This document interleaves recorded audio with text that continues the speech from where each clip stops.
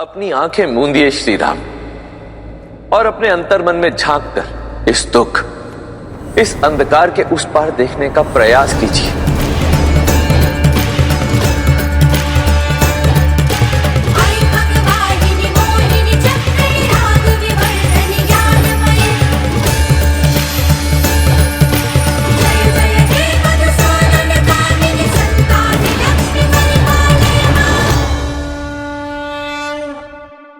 सीता, देवी लक्ष्मी। हाँ श्री राम, देवी सीता वैकुंठ में आपकी प्रतीक्षा कर रही हैं। अब आप मेरे नेत्रों में झांक कर अपना परिचय खोजने का प्रयास कीजिए।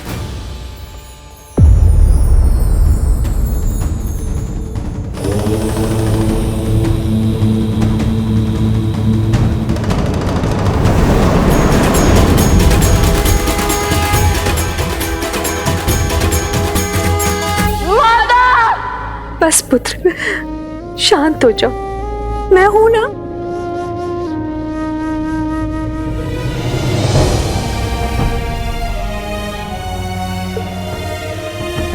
इस विलाप का अंत करो पुत्रों। देखो, दादी माँ है ना तुम्हारे पास। राम परिवार के लिए यह स्थिति बड़ी ही दुखदाई है, किंतु ऐसी विकट घड़ी में जब परिवार साथ खड़ा होता है, एक दूसरे को संभाल देता है, तभी मन से उस पीड़ा से उठ पाता है। अब हम सबको मिलकर यही साहस प्रभु को भी देना होगा। यदि हम उनके सामने टूटे तो प्रभु तो बिखर ही जाएंगे। माता के जाने का दुख तो असहनीय है, किंतु स्मरण रहे, हमारे सिर से एक माता के स्नेह का आंचल उठा है। 3 माताओं की ममता अब भी हमारे साथ है।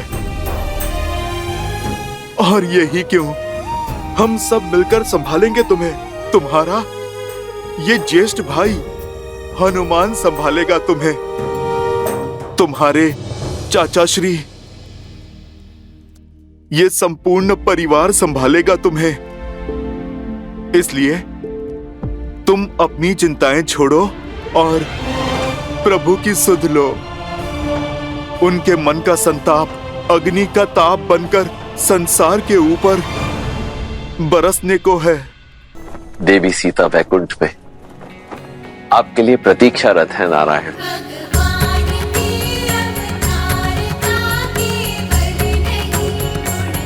नारायण,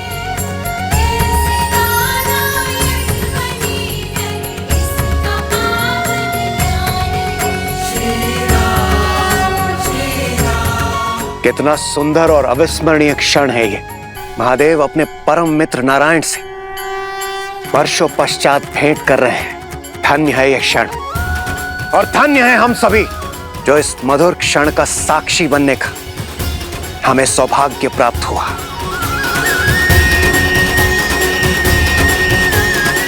हर हर महादेव, जय श्री राम, जय श्री राम। श्री राम अवतार में आपके जीवन का एक बड़ा उद्देश्य अभी शेष है श्री राम। आप राम राज्य की स्थापना करना चाहते थे। यह उद्देश्य तो आपने पूर्ण कर लिया, परंतु अब बड़ा प्रश्न यह है कि इस राम राज्य की परंपरा को आगे कौन लेकर जाएगा, कौन इसे बढ़ाएगा।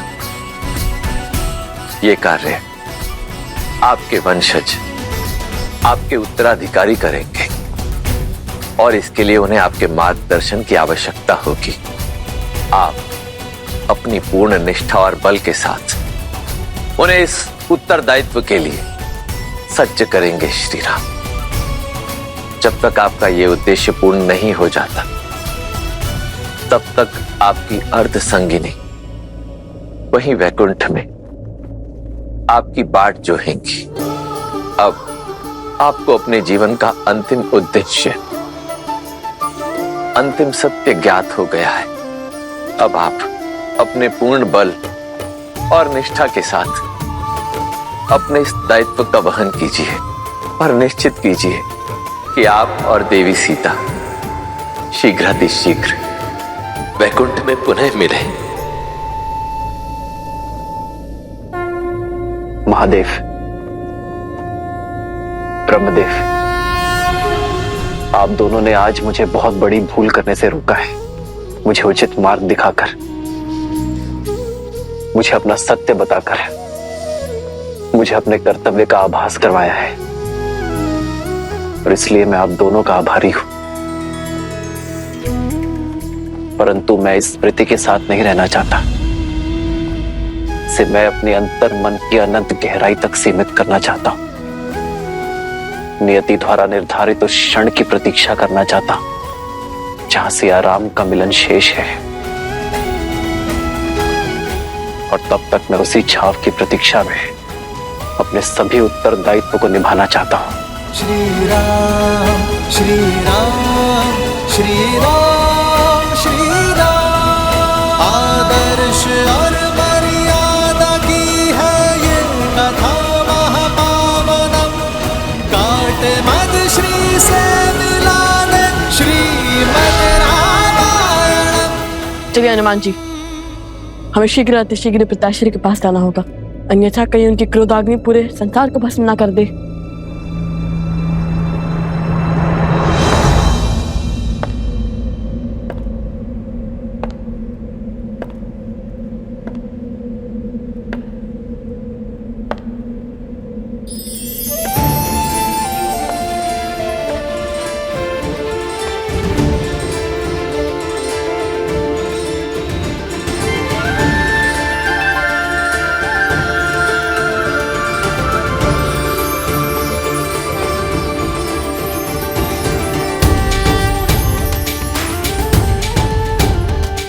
प्रभु, रामचंद्र कृपालु भजु मन हरण भव भय दारुणम। नव कंज लोचन कंज मुख कर कंज पद कंजारुणम। कंदर्प अगणित अमित छवि नव नीला नीरज सुंदरम। पटपीत मानहु दड़ित रुचि सुचि नामि जनक सुतावरम। श्री राम राजा राम, श्री राम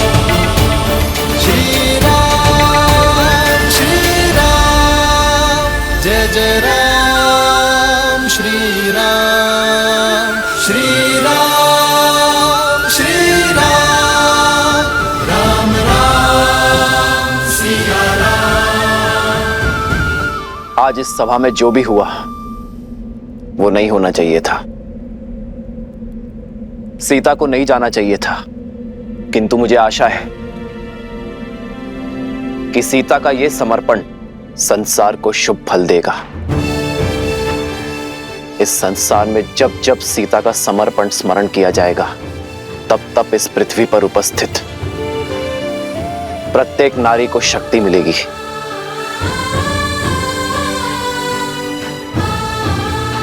सीता के इस बलिदान को सृष्टि आत्मदाह से नहीं, आत्मसम्मान से जोड़ेगी। स्त्री शक्ति का उदाहरण मानेगी। एक नारी को समाज में सर्वोच्च स्थान दिलाने की पहल के रूप में देखेगी। और मुझे प्रसन्नता है इस बात की कि रघुकुल की जिस परंपरा को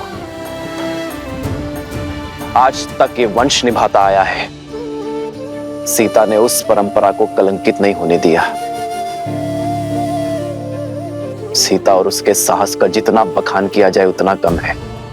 सीता के आगे तो ये राम भी कुछ नहीं। इसलिए आज मैं ये घोषणा करता हूं कि संसार में जब जब राम का नाम लिया जाएगा तो उससे पूर्व सीता का नाम जोड़ा जाएगा। मेरे नाम से पहले मेरी सिया का नाम आएगा। मैं सियावर के रूप में पहचाने और पुकारे जाने पर अधिक गर्व और आनंद की अनुभूति करूंगा। सियावर रामचंद्र की, सियावर रामचंद्र की, सियावर रामचंद्र की, सियावर रामचंद्र की। जय सियावर जय। रामचंद्र की जय।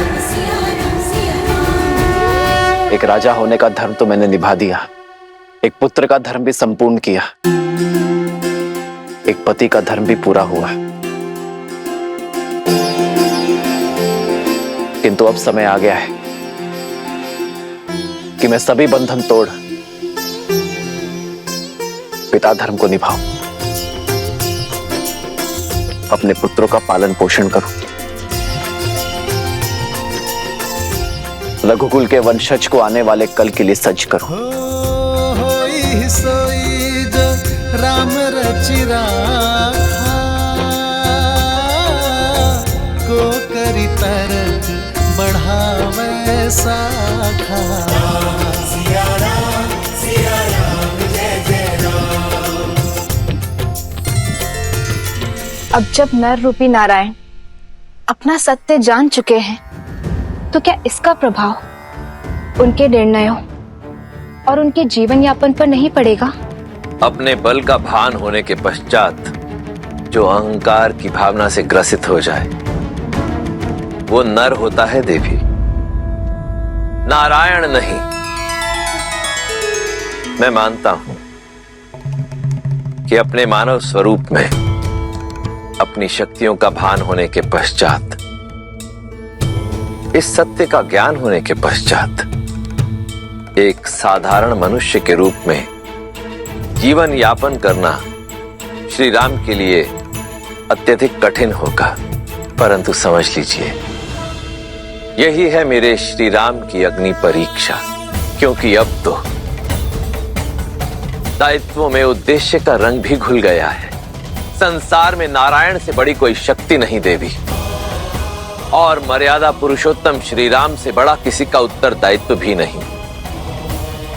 इसलिए मुझे पूर्ण विश्वास है देवी कि श्री राम अपने उत्तरदायित्वों का वहन उसी दक्षता से करेंगे जिस दक्षता से वो करते आए हैं। श्री राम श्री राम श्री राम श्री राम। महाराज,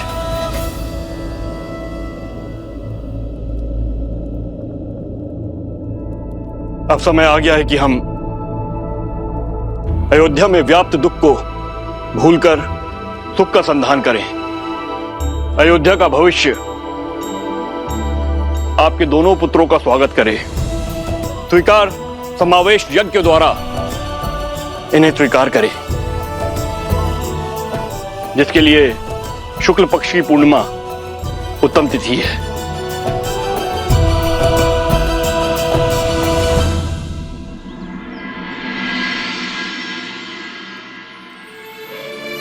माता, आपकी ममता की शीतल छाव को छोड़े 2 पूर्णिमाएं बीत चुकी हैं, किंतु आपके प्रेम के बिना हमारे लिए हर रात्रि अमावस्या ही है।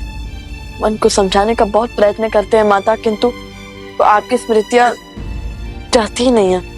पिताश्री की ओर से हर सुख, हर सुविधा पा रहे हैं हम, किंतु तृप्ति नहीं मिलती। माता का स्नेह और पिता का मार्गदर्शन जो हमें आपसे मिलता था, वही पिताश्री दे रहे हैं हमें। परंतु आपकी ममता आपके अतिरिक्त और कौन दे सकता है?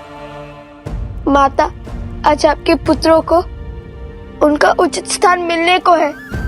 वो अयोध्या के राजकुमार बनने को है।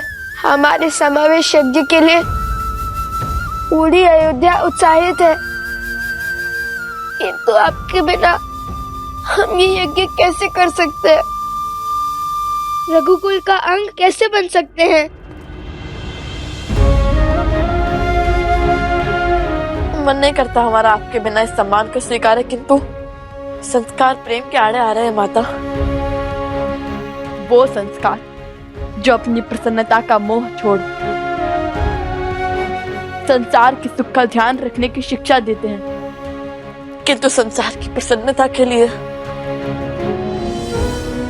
हम ये यज्ञ अवश्य पूर्ण करेंगे माता।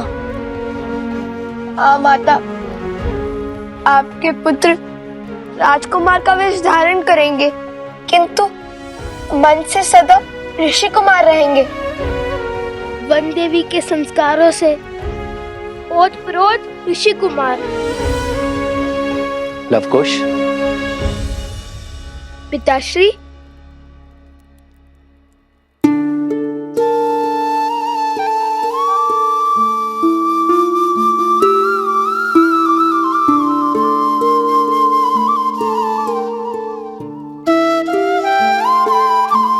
किसने कहा कि तुम्हारी माता इस उत्सव में भाग नहीं लेगी? किसने कहा कि तुम्हारी माता तुम्हारी प्रसन्नता में उपस्थित नहीं होगी? जब अश्वमेध यज्ञ पूर्ण करना आवश्यक हो गया था, तब स्वयं ब्रह्मदेव ने सीता की इस मूर्ति में प्राण डाले थे। ब्रह्मदेव की ही कृपा से सीता की इस मूर्ति ने मंत्रोच्चारण किए थे। जब ब्रह्मदेव अश्वमेध यज्ञ के लिए ऐसा कर सकते हैं, तो तुम्हारे इस समावेश यज्ञ से मुख कैसे मोड़ सकती है तुम्हारी माता? मन के नेत्रों से देखो पुत्र, तुम्हारी माता तुम्हें अवश्य दिखेगी।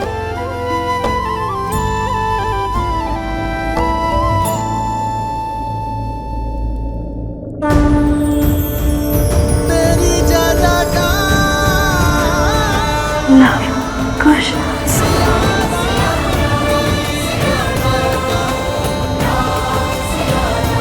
माता।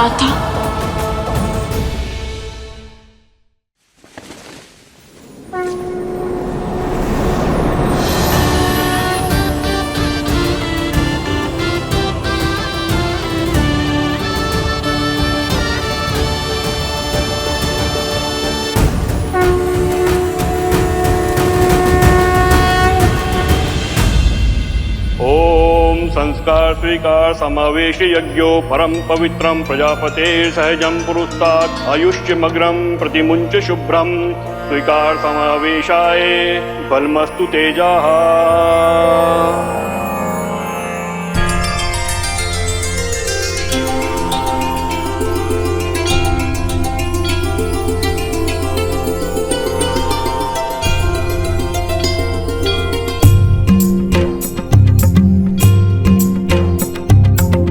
जेहि पर कृपा करहि जनु जानी, कवि उर अजिर न चावहि वानी। देव शिशु जन विधाति सूरा, कल्पलोक अति दिव्य विधूरा। जानकी सुत रूप लव कुश बोला।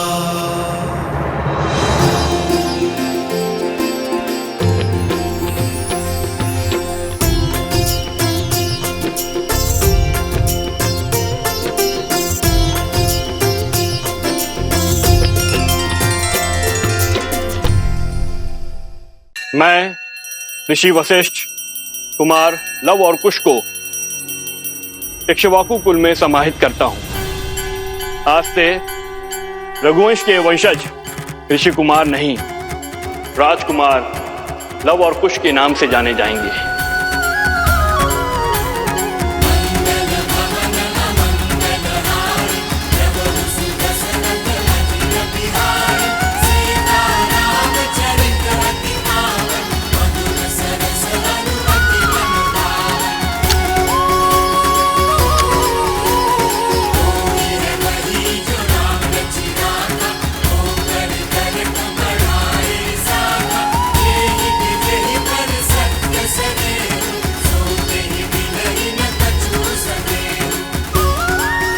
हमें आशीर्वाद दे माता। हमें आशीर्वाद दे माता।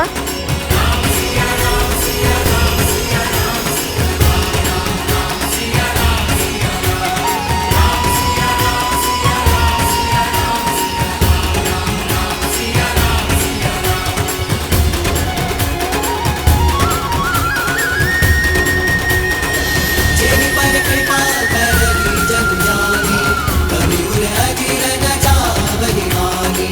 देव शिशु जन विधाति सूरा, कल्पलोक अति दिव्य विधूरा।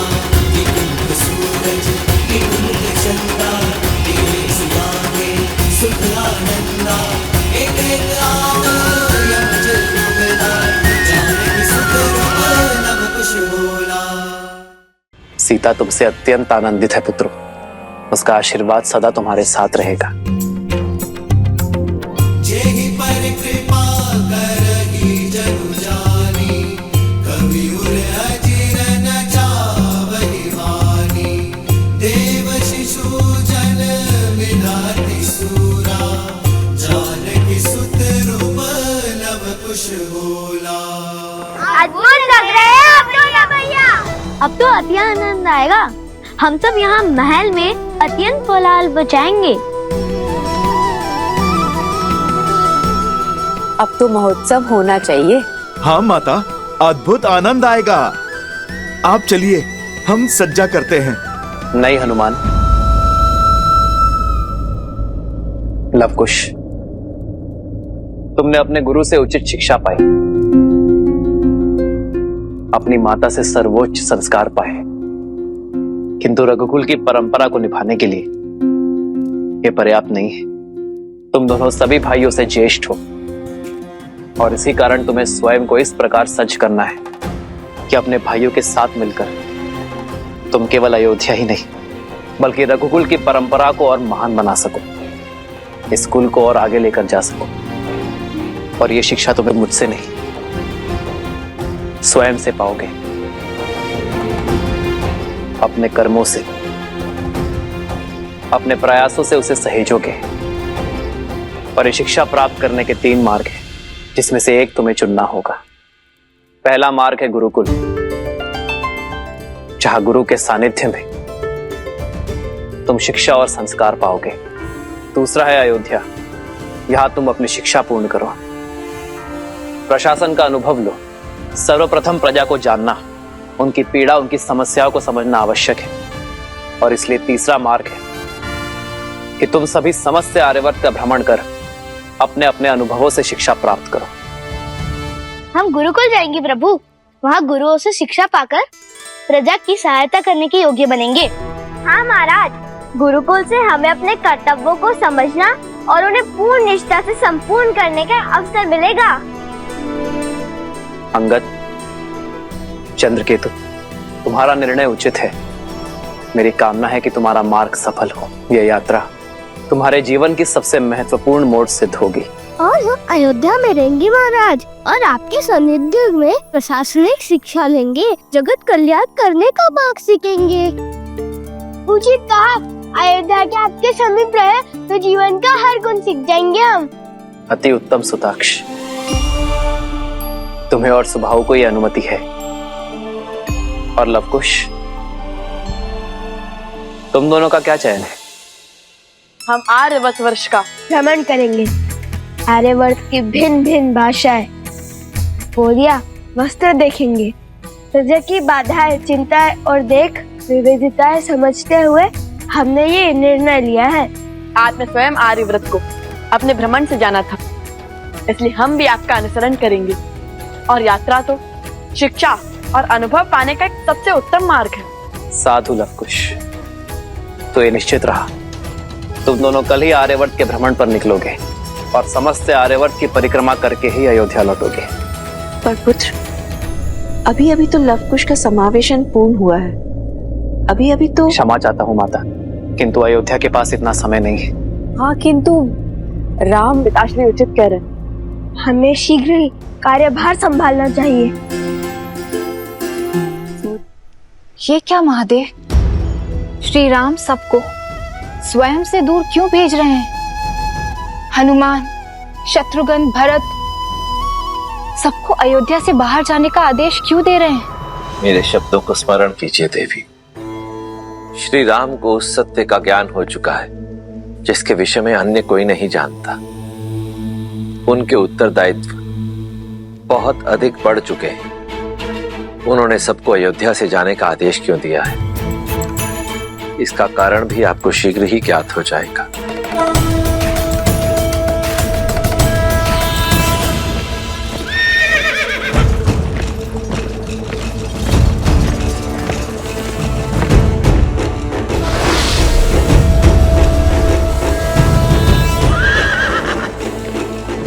बस सारथी, अब रथ रोको। यहाँ से श्री राम के राज्य की सीमा समाप्त होती है इसलिए आप रथ लेकर लौट जाइए। क्यों भला? आप दोनों तो रघुवंश का कल हैं। पगों पर नहीं, रथ पर चल के जाएंगे। आप आगे प्रस्थान कीजिए हनुमान जी, हम आते हैं।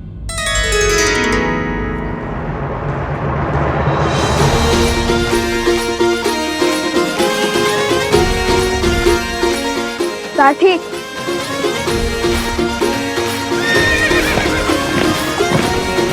क्या सोच रहे हैं आप दोनों? और ये क्या है? तनिक पग तो बढ़ाइए, हम आते हैं।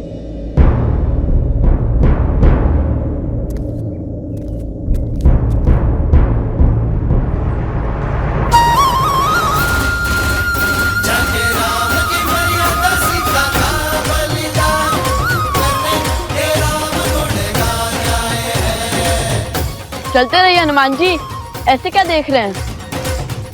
समझा हनुमान जी, हमने राजकुमारों का आवरण क्यों त्यागा?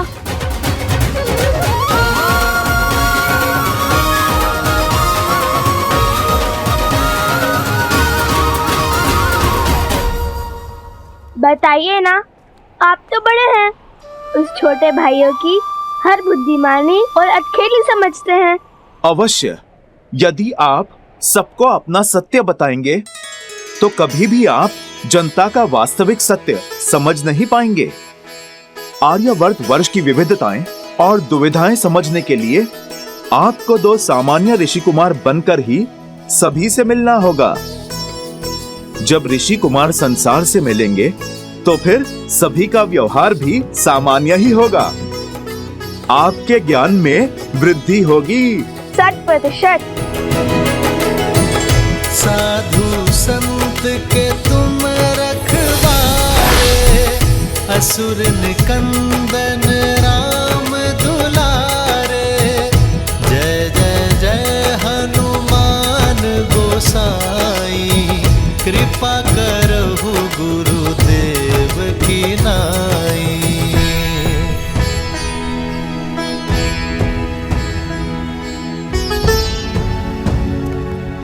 भैया, गला सूख रहा है, पग उत्तर दे रहे हैं, जल चाहिए जल, अब चला नहीं जा रहा। मैं अभी प्रबंध करता हूँ। हनुमान जी, हनुमान जी, हनुमान जी, हम जानते हैं कि यदि आप चाहें तो साक्षात गंगा नदी को यहाँ लाने का सामर्थ्य रखते हैं, किंतु पिताश्री ने आपको हमारी सेवा के लिए नहीं, हमें संबल देने के लिए यहाँ भेजा है।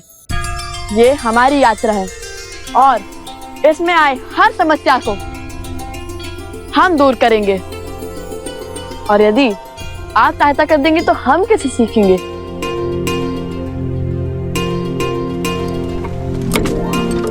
भैया, बैलगाड़ी।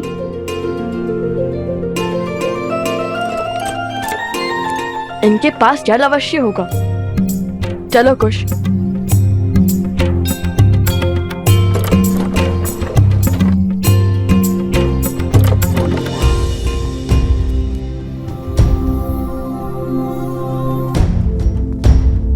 माता, तनिक जल मिलेगा?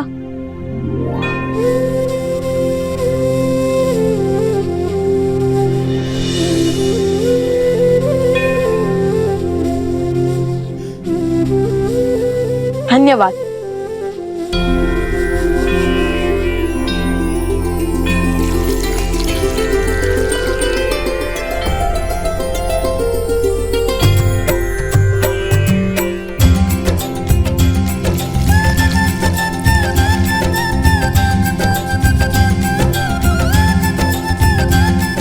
तन और मन दोनों तृप्त हो गए।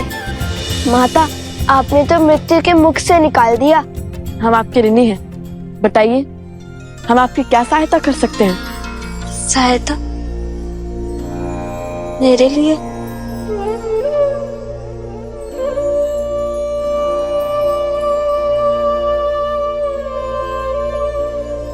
माना कि हम साधारण ऋषि कुमार हैं, किंतु अपने वचन के पक्के हैं।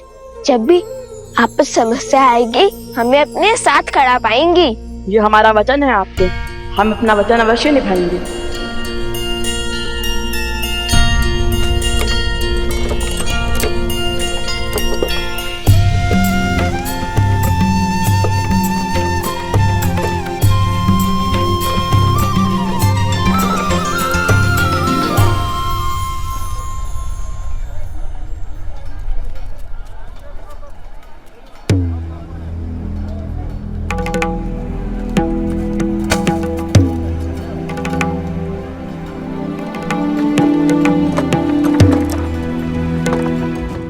एक और स्वर्ण की बात है, जो दे जाएगा वो ले जाएगा इसे।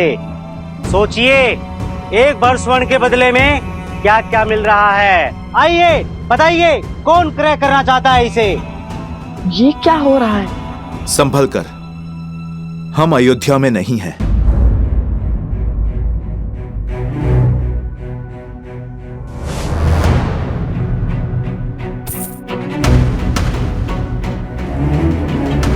इतनी दुर्बल और छीण कार कुछ कार्य भी कर पाएगी या नहीं?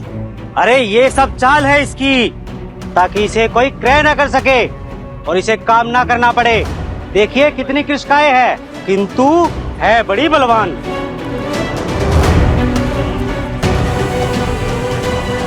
ये क्या क्रूरता है? एक स्त्री पर हाथ उठाते हुए लज्जा नहीं आती तुम्हें? कहीं विदेश से आए हो?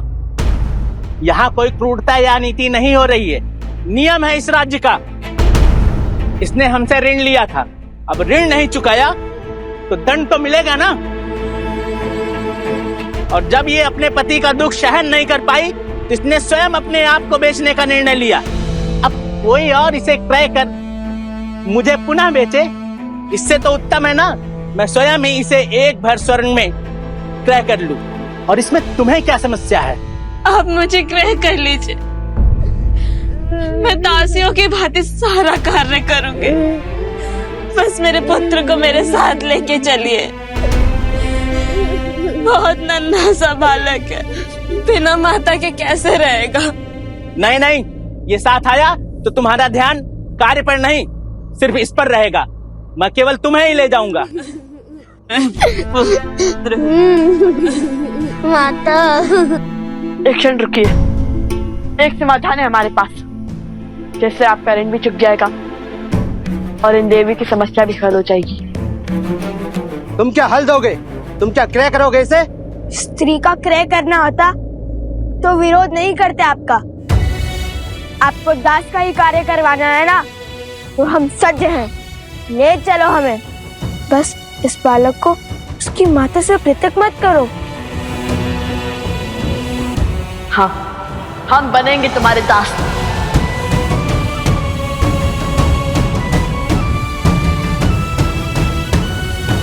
हम स्वस्थ बालक हैं, वन में श्रम करने का अभ्यास है हमें, इनसे अधिक कार्य कर पाएंगे।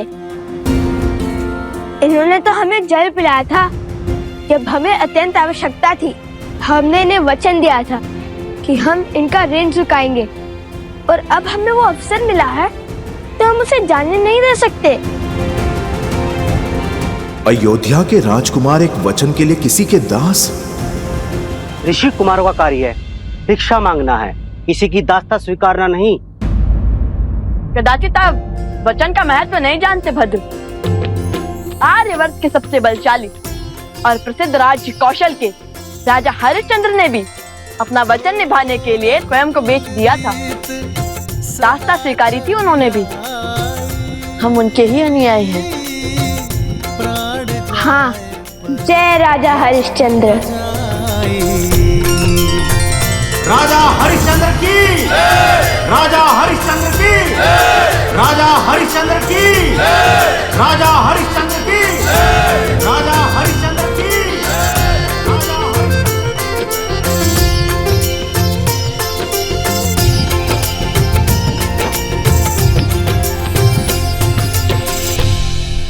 धन्यवाद राजश्री विश्वामित्र।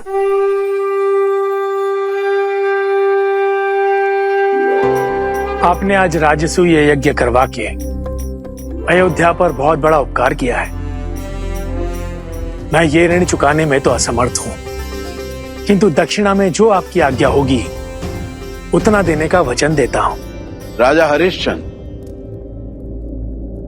इस राजसूय यज्ञ के बदले मैं आपसे आपका सब कुछ मांगता हूं।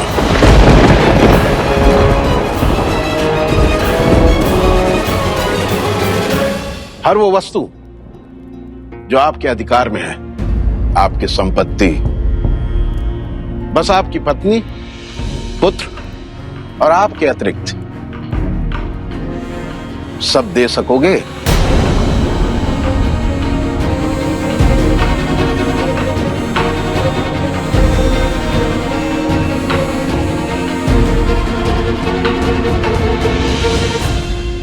सूर्यवंश की संतान अपने वचन से फिर नहीं सकती ऋषिवर। मैं हरिश्चंद्र सूर्य के तेज को साक्षी मानकर अपनी पत्नी शैव्या और पुत्र रोहिताश्व के अतिरिक्त अपनी संपूर्ण संपत्ति, राज्य, अधिकार इसी क्षण आपको सौंपता हूं।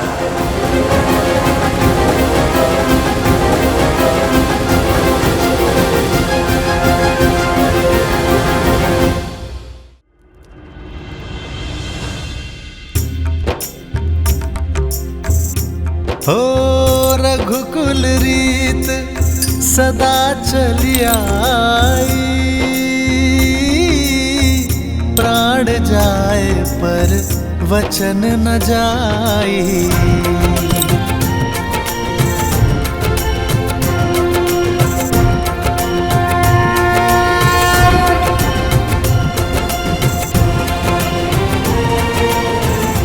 राजा हरिश्चंद्र का सब कुछ लेने के बाद भी ऋषिवर ने उनसे कुछ और मांगा। कुछ और भी है जो मुझे चाहिए राजन।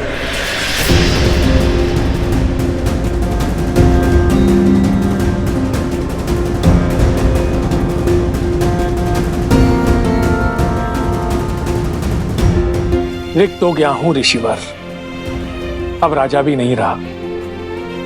कुछ नहीं है मेरे पास, किंतु वचन से बद्ध हूं।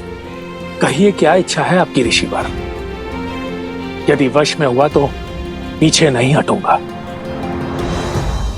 मुझे अपने दंड के भार की स्वर्ण मुद्राएं और चाहिए राजन।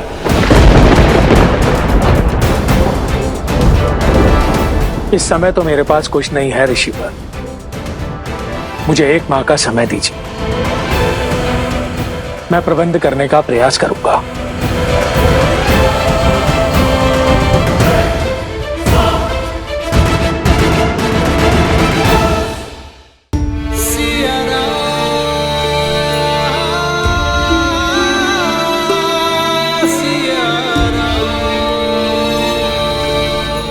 लवकुश की ये यात्रा केवल अनुभव और शिक्षा अर्जित करने तक सीमित नहीं है सीते, ये उनके दिग्विजय का शंखनाद है।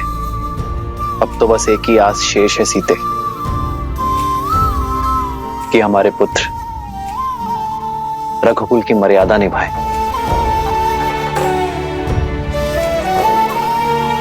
हमारे पूर्वजों की परंपरा का अनुसरण कर पाए,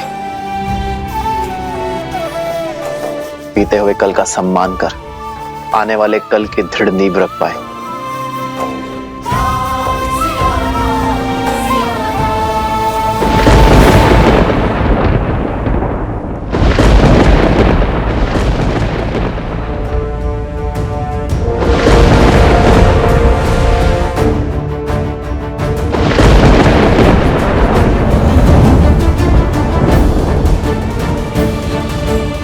लगता है वियोग का दंश समाप्त होने को है सीते, ये राम शीघ्र ही तुमसे मिलने को है।